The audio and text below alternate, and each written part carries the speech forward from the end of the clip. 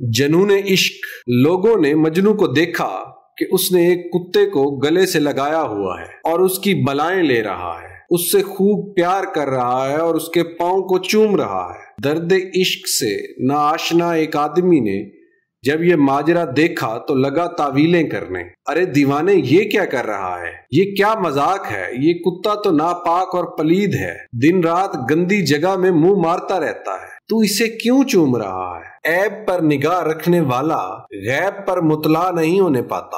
اس کے یہ اعتراضات سن کر مجنو نے جواب دیا، اے شخص، تو ظاہری شکل پر جاتا ہے، ذرا گہرائی میں اتر اور اس کتے کو میری آنکھوں سے دیکھ۔ یہ میرے محبوب کی گلی کا کتا ہے، ذرا اس کی نگاہ انتخاب تو دیکھ، بلکہ تو اسے داد دے کہ اس نے کیسا مقام پسند کیا ہے۔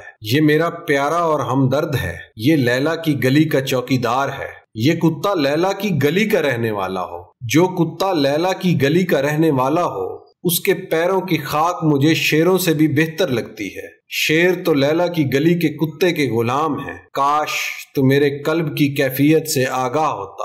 یہ راز زبان سے ظہور پذیر نہیں ہو سکتے، اس لیے اے مخاطب، خاموشی بہتر ہے۔ مولانا روم صاحب فرماتے ہیں، لوگ اگر اس صورت پرستی سے آگے دیکھیں اور ان صورتوں کے خالق کی طرف متوجہ ہوں جو حسن کا اصل سرچشمہ و مرکز ہے، تو دنیا اسے جنت کا لطف و نظارہ شروع ہو جائے۔